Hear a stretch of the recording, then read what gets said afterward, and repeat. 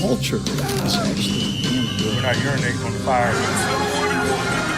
You can stop asking that question. I'm going to be calling the defense. What I talked to Russell about is unavenged. In this year's owners' meetings, not much has changed in the NFL landscape, but there were a few big decisions made. In an attempt to massage the egos of the refs union, the motion to make roughing the passer reviewable was rejected. It doesn't matter. We all knew it was going to be like reviewing pass interference a few years ago, where only a play or two was overturned and blatant PI wasn't because reasons. You will, however, see more potential ref ball and players with the number 0 on the field. There will also be no gradual cuts down to the final roster in the preseason from 90 players, which should keep starters fresh for a probable wave of injuries in week 2 of the season. Speaking of changes that no one wants, there's a chance that Thursday Night Football will have flex scheduling. It's more than likely going to be up for vote in May, and would give teams at least 15 days notice of a change from Sunday to Thursday. This would be terrible for the game, but remember, the dollar is what drives the NFL. TV rights fees are far more important to the league than the fans, and we all know it. It'll probably be reality barring a miracle. On to the NFC's moves. Oh, the Rams aren't just saying fuck them picks this time around. They're rebuilding. Shedding as many big pieces as they can to try and reload in the near future. Jalen Ramsey was one of the many prize acquisitions that got them to a championship, but he's declined from his peak. If you're telling me that Miami's willing to eat his entire cap hit for some level of compensation, then don't blink. Just get it done. Life's kinda tough when your top draft futures are property of the Lions and everyone of note got injured. Lick your wounds and try again. It's all you can do. What a difference a year makes, eh? Last year was supposed to be a title defense. However, everyone died. Quite literally, in fact, every star they had went on IR. Matthew Stafford, in a great surprise, hasn't retired despite his litany of ailments. It's very brave, but is it wise? It's gotten so awkward with the new faces that his wife's saying he's having trouble relating to the kids. If it's that bad with him, what about Cooper Kupp and Aaron Donald? Kupp's still injured and Donald's already got one foot out the door to retirement. McVay's about there with him, and his lack of interest in a rebuild is very apparent. Considering how bad that O-line was last year, it's gonna mean a lot of pain this season. At least that stadium's nice while they keep fucking them picks. It'll be a brief respite, they don't want to stay bad for long. This is the weakest NFC as a whole I've seen in a long time. We've gone from Rodgers, Breeze, Brady, and more to Jalen Hurts and maybe some other things. This is going to lead to some wonky results, I know it. First off, I believe there's a repeat winner in the NFC East. Philly takes it thanks to their offense. Sorry, Dallas. The NFC North, I'm going to kill myself in the future for it, but I'm picking Detroit. I think the Lions do it this year. Think that's crazy? I have Atlanta winning the NFC South. The only other serious contender here is New Orleans, and I don't trust them to stay healthy. NFC West, all things considered, is Seattle's to lose. This could change if Bosa plays and Purdy stays healthy, so I have them in a wildcard spot. The other 2 slots go to Dallas and Minnesota. As I said though, the final spots are anyone's guess, and that's the majesty of the game itself. Enough talk. Let's get to the football. Was this a throwback to 2021? If you were to watch this game, you'd think that the Rams were gunning for a title defense. First half, normal expectations. Seattle imposing their will on a team looking old and dead to rights. This should be a relatively quick recap of a game where the Legion runs away with a dub, we make some cheap jokes at LA and call it a day. But then the doink happened before half. After such a display of awkward kicking, the reverse card was drawn. Matthew Stafford spun the clock back 5 years as he skied the ball to an army of kids. What nagging injuries, he looks incredibly healthy here. Seattle's offense? Back to 2021 levels of shit. Geno Smith could not use his newfound magic against his foe. Hey DK, can you still not manage to name a player in the Rams secondary? Gave a cheap shot to one of them. I'll give you some names to remember. Puka Nacua and Tutu Atwell. They roll off the tongue. Are the Rams back? I want to see more before I say it. Week 1 can get pretty fucky. The battle for California has 2 constants. Niners dominate the Rams in most matchups. Niners fans take to the road and dominate SoFi Stadium. If there's any solace, the Rams look a lot better than we first expected them to be. Matthew Stafford looks like he's turned the clock back 5 years. Puka Nacua is a revelation in the receiving corps. The defense did their best to hold. At least they did their best. It's impossible to keep San Fran's offense contained for long. There are too many weapons and too many scenarios where they can kill you 10 times before you blink. To beat a team like this requires perfection. Fortunately, there are many teams that can't achieve it. How do you stop Christian McCaffrey when he's in form? How about Deebo Samuel? What about Purdy? This game says less about the Rams and more about the Niners. All you can do is begrudgingly tip your hat for a game well played. Besides, LA did better than most. Remember what the Niners did last week? We get a doubleheader of Monday Night Football again. And this one felt more like waiting for the underachieving son in his mid-20s to do something with his life. Cincinnati offense looks very flat. And most of that is on Joe Burrow not being anywhere close to 100%, but endlessly going out of shotgun and not running the ball aren't doing them any favors. They were on the struggle bus for most of the game. But thank the gods that the Bengals defense called out. A brick wall where nothing will pass. Matthew Stafford will be destroyed in the pocket. 6 sacks and 2 picks turned it into a nightmare. With these heroic deeds, the Bengals offense does just enough to escape humiliation. This game was the first time Burrow completed a pass over 15 yards this season. I'm not ultra concerned since Joe should heal up over time, but I'd double the paychecks of the defense this week. Well, if you have any pick or money left over from the Burrow extension. A tale of 2 Rams teams. The frustrations of a group trying to rebound after last year's disaster unfold on a grand Indianapolis stage. First half is a story of ascension. LA proceeds to flash the ability that made them champions less than 2 years ago. Indy just can't get out of their own way. Or is that just the Rams defense? Either way, it's a comedy of errors for the Colts to the tune of a 23-0 deficit. Let go of the Jets and cruise for the rest of the game. Cue the turnaround point. Matthew Stafford's health is fleeting for this world. He suffered a hip injury in the game. After this point, the offense can do pretty much jack and shit. Not to mention with a defense that is continually taxed and exhausted, they learned that Indianapolis is a young and hungry team. The Colts will slowly but surely chip away at that deficit under Anthony Richardson's might. They'll flash the talent that made him the 4th overall pick, efficiently dissecting the Rams defense on several big drives. Not to mention the Rams offense is hobbled and can't get anything going. AR has a chance to be a hero for the first time in the NFL. Against an outgunned defense, Richardson ascends to what the Colts think he can be. A leader. He's helped them from the brink to tie the game. 23 unanswered points. Not too shabby, but the time has come for overtime. The Rams will get ball first and proceed to never let it go. Death by 1,000 paper cuts. Only in a way that Stafford can. And who better to win it all than the great sensation known as Puka Nacua? 3rd down and 4. Stafford throws. There he is. Nacua to the end zone. Rams win. You got really fucking lucky you were facing the Colts. You faced a team that wasn't trying to rebuild on the fly, you would have had your shit kicked in 10 times over. I'm not congratulating you for this. Get the hell out of my sight. When I was hearing this call on the radio, I thought it was an Eagles home game. Considering it's at SoFi, it may as well be one. Another week passes, and another game where the Eagles choose to toy with their prey first ensues. The sad thing is that they still look good, despite not reaching their potential yet. They have multiple ways they can kill you, mainly in their ability to eat shitloads of game clock, featuring 4 drives over 5 minutes long, 2 of them eating over 8 minutes of it.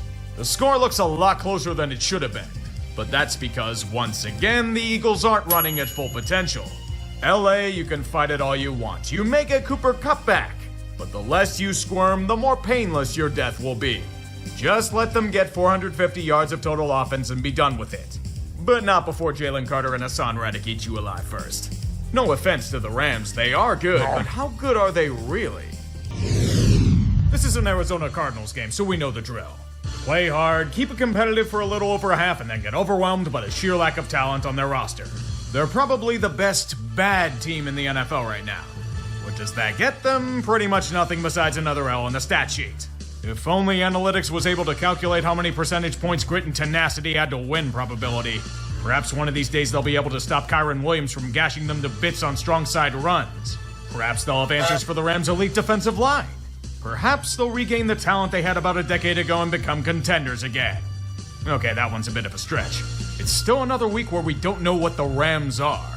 They show flashes of their old glory, but can they unleash it consistently? It's hard to tell against the likes of Arizona. Pittsburgh may be on the road, but it's at SoFi. No matter who's the home team here, the stands are going to be at least 3/4 black and gold. Nothing against the Rams, that's just how it goes. Speaking of that, the same shit happened on the field of play. I've spent weeks trying to figure out what the Rams are, and after this, I'm still in the same quandary. The first half Rams look decent enough. They're holding their own for a rebuilding team with a makeshift running back committee. And Puka Nakua's a beast. Then again, everyone looks good against Levi Wallace. With how poorly the Steelers played for 3 quarters, LA should have crushed them. But it's not a Pittsburgh game unless their opponent repeatedly self-destructs. Brett Maher missing multiple kicks badly. Matthew Stafford making his retro Detroit interception that looks incredibly awful. And failing to take advantage of multiple opportunities. You can't do that against the Steelers. In the fourth quarter, Kenny Pickett remembers he's an NFL quarterback and starts throwing dimes. Oh, Kenny, you go from looking like John Skelton for 85% of the game to becoming John Elway. Under his might and a strong running game, they overcome Canadian handicaps and take a 7-point lead. Now they have the final serve. And a first down here can finish it off for good. It's Pickett, the sneak, and he looks to be short initially, but did he get that ball across the line to gain? My goodness! Just past the line to gain. Wait a second, how the hell is this a first down? Pickett was nowhere near that spot. And it gets worse. The Rams have no timeouts and it's before the 2-minute warning. It can't be challenged. Grade A fuckery. LA, you've just experienced the bullshit of Steeler football. Best thing to do is not ask questions. The more you use your brain, the more ridiculous it gets. The Los Angeles Rams are like that mystery toy you send for with cereal box UPCs. It could be something cool like Chex Quest. Most of the time, it's just some shitty trinket that lasts as long as they did against the Cowboys. This analogy had more life than the Rams did in Dallas. LA became glorified enhancement talent in a squash match. They're there to put the Cowboys over, and that's it. Dak Prescott and the defense went out there and piped them. Crushed in all facets before the first half was even over. Even in the blood cost, the Rams can have no solace. Matthew Stafford was pulled with a thumb injury, and the team dies with him. Jerry Boy will be patiently sitting by his phone in case you want to give him any players before the deadline. Remember, he won't call you. You have to call him. His defense will vet your inquiry. Perhaps I gave the Rams too much credit a few weeks ago. Matthew Stafford's thumb injury is going to keep him out. That means you're fucked. When Brett Rippins the insurance policy, there is no hope of salvation. The Rams are only to be damned. Apparently, they never told Green Bay that they were allowed to have some hope on offense as well. It was a comedy of errors full of slapstick, shitty football. The Packers have so many chances to put this team away, yet keep running themselves into a brick wall. And then fumbling the pigskin. Repeatedly. LA can't be one-upped in shittiness, though. They'll miss a field goal. They'll turn the ball over on downs. They'll throw an awful interception. You'll be gifted the win and like it, Green Bay. Their offense finally managed to wake up in the fourth quarter. But let us never forget how awful both teams look. I'm coming for you next week, Rossi. You will wave the towel.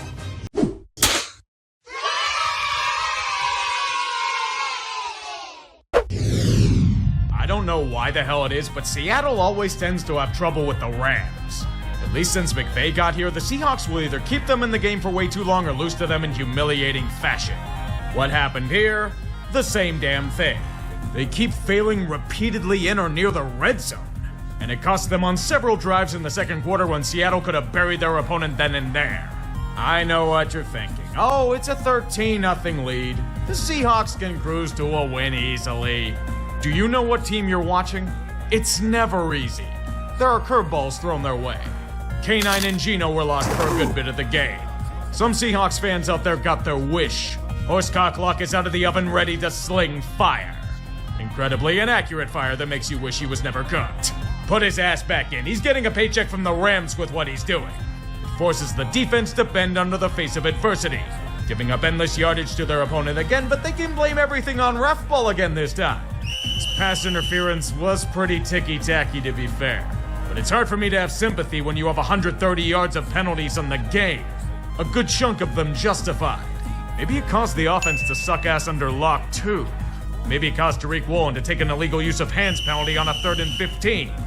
Rams simply whittle down the clock to next to nothing, get near the goal line, and kick a chip shot to go up by 1. Not to worry, though, Gino's back on the field slinging again. Great, the Seahawks are getting bailed out of their own failures again. Just kick the field goal, end the game, and avoid reality for another week. Kick on the way, leaking right, and it's no good! Or not. Every Seahawks fan and their mother is bitching about ref ball, but this loss was a hell of a lot more than that. It's another game where Seattle had their adversary right by the throat but refused to do anything to finish the job until the last moment. Self-inflicted wounds killed them more than ref ball ever could. With that schedule of theirs coming up, they needed this one badly. The Seahawks are looking mighty fraudulent, and San Francisco looms large. Prove me wrong, Seattle. I'll be happy to eat shit if you do. You blew it, boy! You really blew it! The Rams liked the taste of humiliating a division rival last week. They chose to catch that same high this time around. Arizona isn't anywhere near the catch that Seattle was, but you know what they say. When you're addicted to something, you'll stoop to deep lows to get any sort of fix. LA will simply crush this pathetic worm beneath their feet. Matthew Stafford will return to the legend of old, effortlessly slinging 4 touchdowns on the day against a Cardinal eager to die. Kyren Williams is back and he's burning everything he touches today. 228 yards of rushing for the team as a whole. It's what the Rams have missed the most. Complete victory. There's nothing like the high of domination, even if it is Arizona. Now the NFC shaping up, there's still a fighting chance for a playoff spot. In our hour of need, we have the greatest blessing. Joe Flacco starting a game in 2023. Elite quarterback play complementing an elite defense. Well, that elite defense was in prior performances. Here they were bested repeatedly by a Matthew Stafford turning back the clock, spreading the ball around to his weapons, complemented by the rushing of Kyren Williams. The Rams showcased to the world how to beat this Browns defense, contain their pass rush. Myles Garrett is injured, but he literally did nothing. Stafford had no sacks on his body. It's a fight now, with both sides trading touchdowns in the heat of battle. Cleveland scores to tie the game. At least in theory. They missed the extra point. Figures. It remains a 1-point game after a quick Rams drive. Cleveland may get another chance, but behold the greatest blessing. A legendary Joe Flacco arm punt. In 2023! I never thought I'd witness such majesty with my eyes again. The Rams are inspired by this chucking to pull away from the Browns and win convincingly. LA is the definition of mid, but look at the NFC. It's a shithouse. The Rams are in prime position for a wildcard spot at 500. Be ready. The gauntlet is approaching. We've only got 5 weeks left in the season from hell itself. That means the playoffs are about to be seen as we crest over the hill. And then the race to the finish will truly begin. The NFC is much more slanted towards the top. Philly still remains the number 1 seed despite their loss, but San Francisco and Detroit are gaining on them fast. As the Clown in the Army Battalion, Atlanta is 4th in Tank Division. Dallas should be in a top 4 spot, but they're stuck in a division with the Eagles. The other 2 wildcard spots are a 4-team race. The Vikings and Packers claim positions for now, but the Rams and Seahawks are right on their tail. Right behind them, the Buccaneers and Saints are knocking on the door of Tank Division. And the Bears and Giants are currently in a combination of long-term planning and extremely slim chances to make noise. This is the playoff situation, and the madness is only going to amplify. There's only one rule, and sadly the Panthers didn't follow it. Don't get eliminated! This is a low-key intriguing matchup in the early window. The Rams are in position to strike for a wildcard spot. The Ravens are eager to prove they can finish opponents off. The last time they played each other in Baltimore, the result was heartbreak for the home crowd. They're hoping to avoid that in a surprisingly back-and-forth affair. Both Stafford and Lamar are taking turns picking up our defensive fronts and coverages throughout. We have ourselves a battle here, folks. All tied up at 20 halfway through the third quarter. Times are tight as... Oh no! Oh dear. Oh dearie, dearie, dear. It's not ideal, is it? It's all good, though. The Ravens' defense clamps up, forcing a punt, and Lamar gets revenge with a methodical, precise drive to get them to the red zone. But it isn't enough. The field goal does get them the lead, however. Now it's time for the Rams to counter. Some outstanding catches and dissecting of zone defense have gotten LA into an ideal territory. And they punch it in for a touchdown to retake the lead. The 2-point conversion fails, though. Can't have everything go your way. Baltimore, it's concerning, but here is your chance to avenge past failures. To prove to us all that you are the class of the AFC in every way possible. Lamar is doing his job to accomplish it. They do what needs to be done in the effort to resecure a lead. The red zone has been reached, but the walls are closing in. 3rd and 17 coming up. Put up or shut up time, Ravens. Deep drop. Time to throw. Lets it rip. He's got Flowers! Touchdown! That's why you pay that man the big bucks. Not to mention a 2-point conversion to go up by 3. There's just too much time in the clock. Stafford's been known for his heroics in the past. Things are getting tense, but fortunately the Rams can push forward into the end zone. And overtime awaits after a kick to tie the game. The Ravens get ball first, but can't do anything with the opportunity. The Rams were nice and responded in kind. Baltimore might need a miracle. Tyron Wallace from the 25. Tyron Wallace breaks out of a tackle, takes it down the sideline. He stays in bounds. He stays on his feet. He takes it all the way and ends the game. There are no flags. So caught up in narratives that I swore to myself the Ravens would lose this game. What a world we live in where it doesn't happen. With this victory, Baltimore's won 7 of 8 and set themselves up nicely to secure the number 1 seed in the AFC. You have my attention, Ravens. I can't truly shake the doubts, but wins like this help prove me wrong. Well done. Not the prettiest one in the world, but I'll take it. Well, this is gonna take a bit to sort out. Scriptwriters are generating so much hope that it could power a small town for years on end. A mediocrity carousel that'll make your head spin. The age of upsets brings us endless mosh pits. The NFC is even worse off. But we have a new number 1 seed in San Francisco because Dallas has usurped the Eagles in the division lead for now. They're in second place. Detroit, despite their struggles as of late, have 3rd seed, which won't be in danger. That's because Tampa Bay is somehow leading Tank Division. The abomination we hoped would die. They'll have the right to host Philly in a wildcard game if things stand. With second wildcard, I don't know how, but the Vikings are in sole possession of it. A million explosions and somehow alive. Same as Green Bay in the wildcard spot that should not exist. A 5-way tie exists for the right to get slaughtered. The Rams, Seahawks, Falcons, and Saints are also in the mix for better or worse. And in the background, the Giants and Bears are kicking back laughing at how the hell they're only a game back of a dance ticket. Welcome to the mess, kids. We've got 4 games left. Only 1 spot's been clinched and 2 teams are out. Buckle up. Keep your hands inside at all times. And one more thing. Don't get What to think of the Rams? They show flashes of their old glory. That cannot be denied, but how much of that is going up against shitty opponents? Are we supposed to get a proper gauge of their full potential with the commies on the docket? You couldn't stop the average armchair quarterback from getting 100 yards receiving. Don't allow anyone on that Washington secondary to become security guards, because all they do is allow anything and everything to get past them. Before you even look to blink, it's 20-0 and the game is all but over. So what do you do in the offseason if you're the commies? Rivera's gone, that's all but guaranteed, but what about Sam Howell? He's shown flashes, but he's either eating an endless shitload of sacks or trying to be DC's answer to famous Jameis.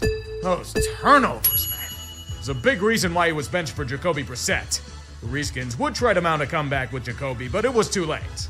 LA wins and is sitting pretty in a playoff spot. Just saying, Ron, it'd be awfully nice if you showed any urgency in the red zone instead of letting clock burn out. I know you're getting fired, but at least try, my dude. No wonder why this team is fucked. Another tick of the clock is passed. And while several teams have secured tickets to the dance, there is so much more at stake in this final stretch. The NFC is San Francisco's to lose. They stand alone for the number 1 seed right now, with Dallas, Detroit, and Philly having outside chances at it. In spite of a 3-game skid, Philly still controls their own destiny. If they and Dallas both win out, they will control the NFC East due to strength of schedule. The Cowboys are just hoping their rival keeps failing. The big scenario is Tank Division. Tampa Bay has the potential to run away with a spot due to a 3-game win streak. New Orleans is hot on their tail, but currently lose tiebreaker. Atlanta just keeps choking, so they're on the outside. Like in the AFC, there's a 4-way tie for 2 wildcard spots. Minnesota's in troubled waters, but still has the 6th seed. The LA Rams, after a Packers loss, now control the final spot. The Seahawks and Saints are also in the mix and are eager to steal a spot for their own. Behind them, Green Bay and Atlanta need a good bit of help now after their last 2 defeats. I wish you all good tidings and safe travels in this final week of 2023. Christmas season is hectic, but these holidays get more special with age. Enjoy your time with friends and family, cherish what you have in life, and do me one favor, please. Don't get eliminated! Pivotal match for playoff futures or not, this only confirmed one thing. The New Orleans Saints suck. Not even the fraud category that everyone throws out there for teams, myself included. They just fucking suck. The fleur-de-lis is mangled by a bunch of morons that channeled their inner Arthur Smith against the Rams. Dennis Allen gets called a coward for being too conservative? Fuck it, just go for it repeatedly when the analytical advantage is minimal. And then fuck that up with terrible play calling. It'd be awfully nice if his defense was ready to face the Rams' attack. All day long, Matthew Stafford could do whatever the hell he wanted. Puka Nacua and Kyron Williams could do whatever the hell they wanted. LA's offense looked to be back to their Super Bowl heyday while the Saints did next to nothing with Alvin Kamara. The whole organization is a check down on 2nd and long. It'd be one thing if New Orleans was disappointing, but it's hard to feel sympathy for them when nearly all of us were screaming that they weren't a true contender since they signed Derek Carr. Not when the rest of the roster is flawed and injury prone and their coaching staff is full of idiots. And of course, they try to come back when it's too little too late. Wow, Derek Carr had a great game. Where the fuck has this been all year? It's awfully cute, but with one of the easiest schedules in football, alongside skill positions oozing with talent should lead to a lot more than that. The Rams will safely guide you into the cold embrace of football hell where they all but lock up a playoff spot of their own. Who dat? A team that needs to rebuild badly. 2 more weeks to go, yet we have solved next to nothing.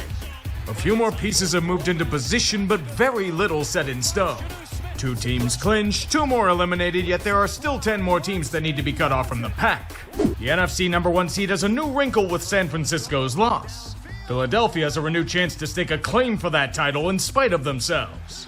Detroit has it in their sights as well, but the Niners still control their own destiny in that regard. The NFC East is a simple proposition. An Eagles win or Cowboys loss in the next 2 weeks means Philly secures a home playoff game. And they play the Cardinals and Giants.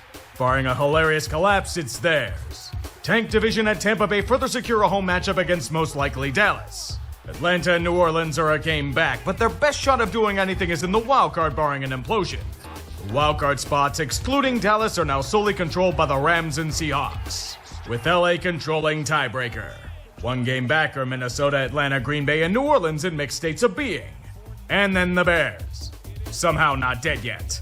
We have 2 weeks left, and the purge will shortly commence. Make your preparations now, for there will only be one phrase chanted throughout the land. Don't get eliminated! The epitome of a trap game.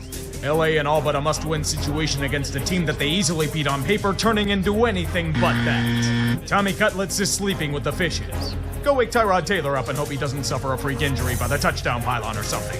At some points, it could be that the Giants are grabbing some of their fluke wonder that led them to the playoffs last year. It could also be the Any Given Sunday phenomenon. More than likely, it's the Rams simply falling in the spotlight and making errors they haven't been committing. Kind of a slotfest worthy of MetLife, if we're being honest. Both teams slipping and flailing on themselves in the elements. The great equalizer. Puka Nacua is also pretty good at playing football, or the Giants are just that bad at tackling. An advantage. Tyrod also knows how to avenge those that fucked him. The beautiful touchdown right into the breadbasket of Darius Slayton. Another great equalizer. Only if Mason Crosby could kick an extra point, they'd be good. It'd also be nice if they could convert this easy interception into a touchdown, but Mason can manage to kick a 30-yarder. Too bad they can't stop the Rams' attack. Or Kyron Williams. Kyron's such a good running back, isn't he? Man, he's so good. Down by 7 and time winding down with pain aplenty. Neither team able to generate offense. Look to the Ravens, G-men. You're gonna need a miracle. Olszewski from the 6-yard line. Has a little bit of room in front of him. Out to the 20. And going to be breaking tackles. He's still on his feet. Olszewski looked like he was going down, and he may take it all the way. Olszewski did something good for a team? Would have been nice if he did this in Pittsburgh, buddy. Only option now is to go for it. It's Taylor to throw. Barkley's open. That, kids, is why Tyrod Taylor is a backup. The Giants do stop them and force a punt, but Tyrod's going to have to carry this team on his back. Kind of is. Surprisingly, time's winding down and they're on the fringes of field goal range. The sad part is if they have Grim Gano, they probably win. He's not coming through that door. Good snap. Good hold. Crosby's kick is no good. Relying on a fossilized Mason Crosby to kick a 55-yarder. That's definitely suboptimal. It does help the Giants tank though, and the Rams greatly benefit from it, escaping from misery despite themselves. They may be mid, but the chance is there. A ticket to January is secure.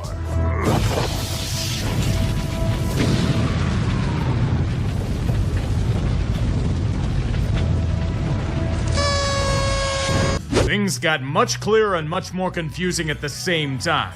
I don't know how that's possible, but we must accept this chaotic landscape known as reality. There were some clinchings, however, many scenarios must be cleared up. Philly did not perform, and as a result of their choke and other unnamed factors, Dallas now controls the NFC East. If they beat up on some commies once again, they will host home playoff games.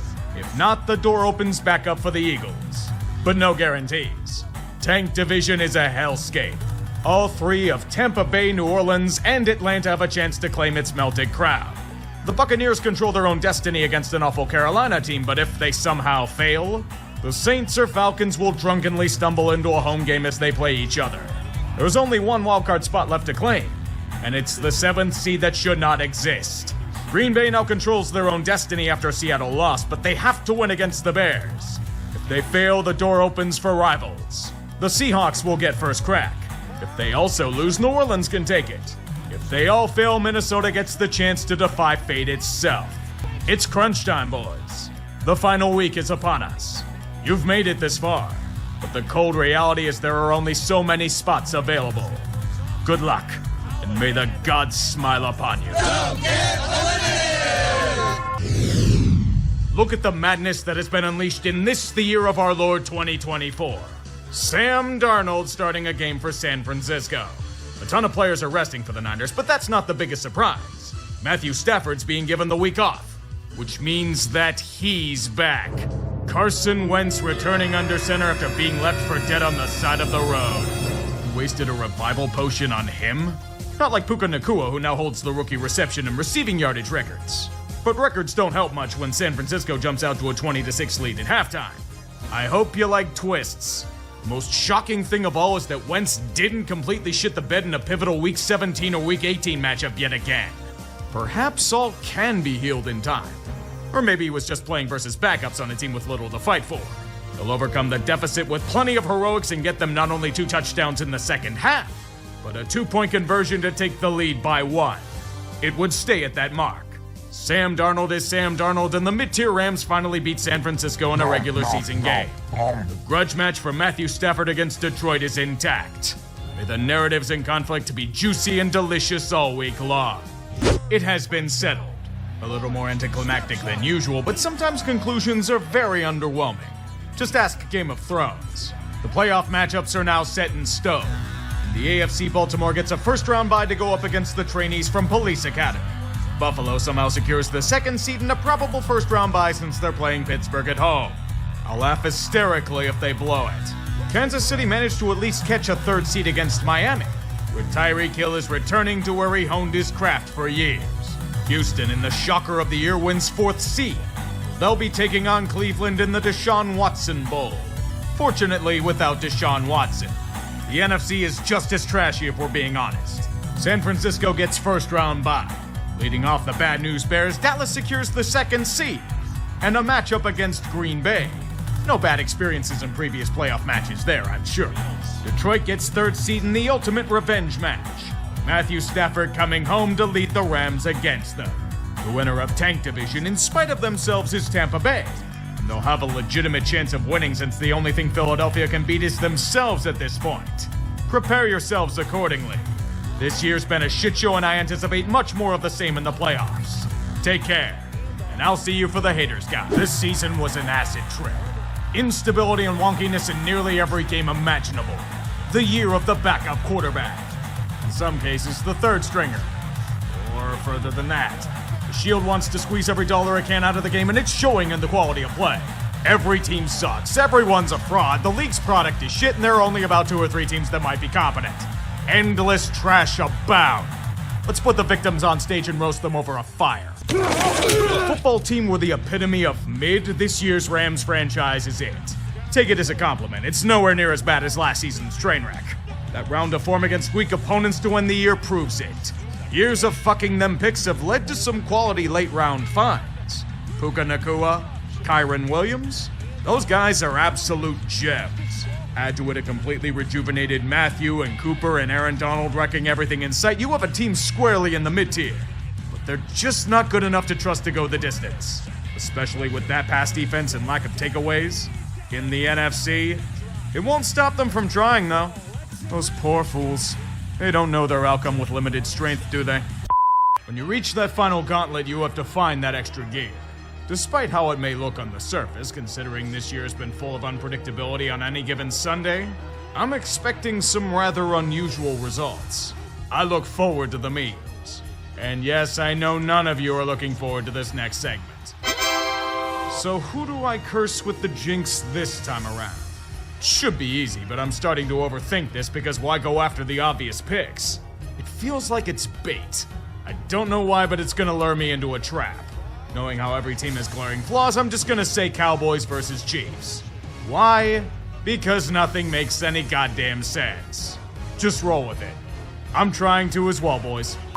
2 words best describe these playoffs. Fuck you. Fuck your feel-good stories. Fuck your narratives. And especially fuck likability. That shit doesn't get you to the promised land. Wins do. It's been a playoffs full of blowouts and humiliation, but it marches on all the same. Nearly everyone's pissed at the outcome. You know what to do. Start mining salt. This game was quintessential Rams football. Put together a spirited contest, take your opponent to the brink, but just don't have enough to seal the deal.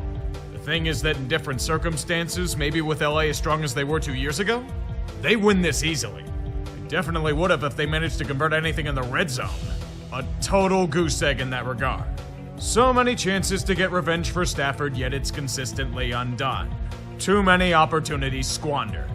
Detroit was dying to experience pain, but the Rams just didn't have enough to get it done. Don't blame ref ball, that had nothing to do with it. Besides, you're accusing the refs favoring Detroit? Stop for a moment. Detroit. Be real. The end result? An over 30-year curse for the Lions has been vanquished. Miami, congratulations. You now have the longest playoff win drought in the NFL. Hold it with pride.